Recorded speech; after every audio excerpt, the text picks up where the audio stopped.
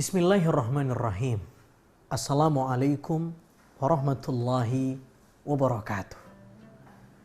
Pemirsa, Assalamualaikum Nusantara TV One dimanapun Anda berada. Alhamdulillahirabbil alamin. Wassalatu wa afdhalus salam ala asyrafil mursalin wa ala alihi wa sahbihi ajma'in. Hari ini kita akan berbincang tentang bagaimana apresiasi Islam terhadap ilmu. Islam adalah agama ilmu. Bahkan ada satu aforisme yang mengatakan inna baqa'al Islam bil ilmi. Islam ini akan tetap eksistensi, Islam ini akan tetap unggul, Islam ini akan tetap jaya bil ilmi. Dengan ilmu. Dengan ilmu. Saudara yang dimuliakan oleh Allah Subhanahu wa taala, saya akan menyadur di awal-awal ini beberapa ayat yang bisa memotivasi kita walaupun di tengah keterbatasan kita hari-hari ini bagaimana tetap termotivasi menuntut ilmu, menjadi penuntut ilmu. Yang pertama, Allah Subhanahu wa taala berfirman yang kita kenal sebagai wahyu Al-Qur'an pertama yang turun. Saya menyebutnya wahyu Al-Quran pertama yang turun karena wahyu pertama yang turun bukan berupa Al-Quran, tapi ru'yatus salihah, mimpi yang benar yang dirasakan oleh Nabi selama 6 bulan pada saat-saat Nabi melakukan khalwat di Gua Hira atau Jabal Nur. Setelah Nabi bermimpi selama 6 bulan, baru Nabi mendapatkan wahyu dalam bentuk Al-Quran yang kita sebut dengan suratil Alaq. Bismillahirrahmanirrahim. Iqra. Bismi rabbikal ladzi khalaq. Khalaqal insana min 'alaq. Iqra wa rabbukal akram alladzi 'allama bil qalam 'allamal insana ma lam ya'lam. Menurut pakar Al-Qur'an, salah satu pakar Al-Qur'an, bahwa di dalam Al-Qur'an ini ada 77.439 kata dalam Quran.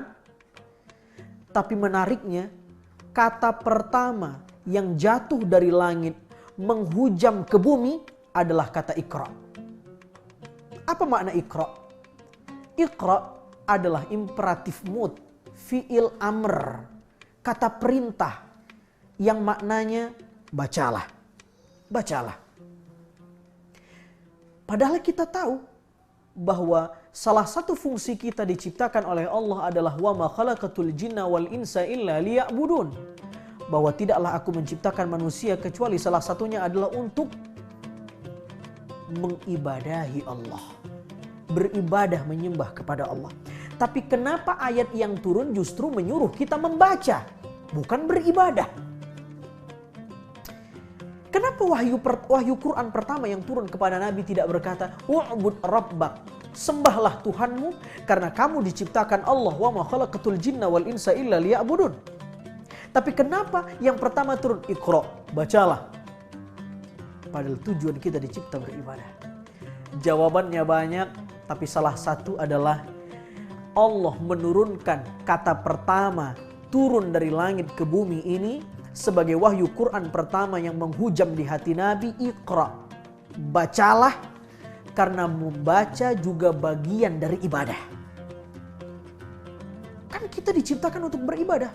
Tetapi kenapa wahyu pertama yang turun menyuruh kita membaca? Jawabannya karena membaca juga ibadah. Itu jawabannya. Dan membaca adalah salah satu aktivitas menuntut ilmu. Dan cukuplah ayat ini menjadi bukti bahwa Islam begitu mengapresiasi ilmu. Tidak ada kitab suci di muka bumi ini yang diyakini oleh manusia sebagai kitab sucinya, yang ayat pertama di kitab sucinya menyuruh umatnya untuk bernalar, berfikir sebagaimana Al-Quran menyuruh kita Iqra, bacalah. Kecuali Al-Quran. Karena itu Islam adalah agama pembaca.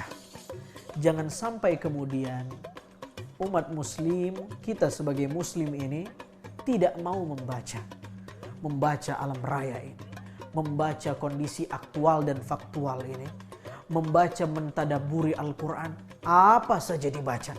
Karena itu ayat itu ya, menggunakan kata perintah tetapi tidak menyebutkan objeknya.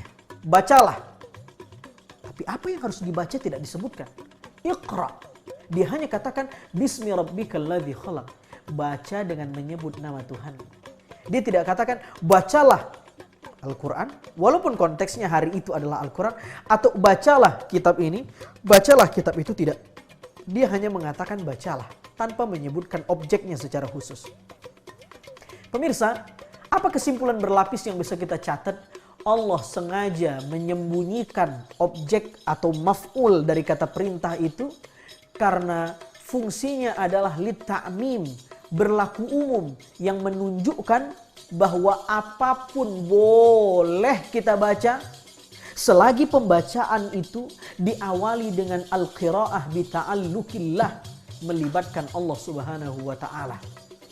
Dan pembacaan kita itu membuat kita semakin wasjud waqtarib. Sebagaimana ayat suratil Alaq di ayat yang terakhir, wasjud waqtarib.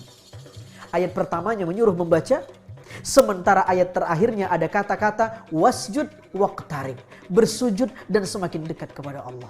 Jadi siapa yang membaca, siapa yang menuntut ilmu, siapa yang belajar melibatkan Allah, motivasinya karena Allah, maka tanda-tandanya dia akan semakin dekat sama Allah dan semakin intens bersujud.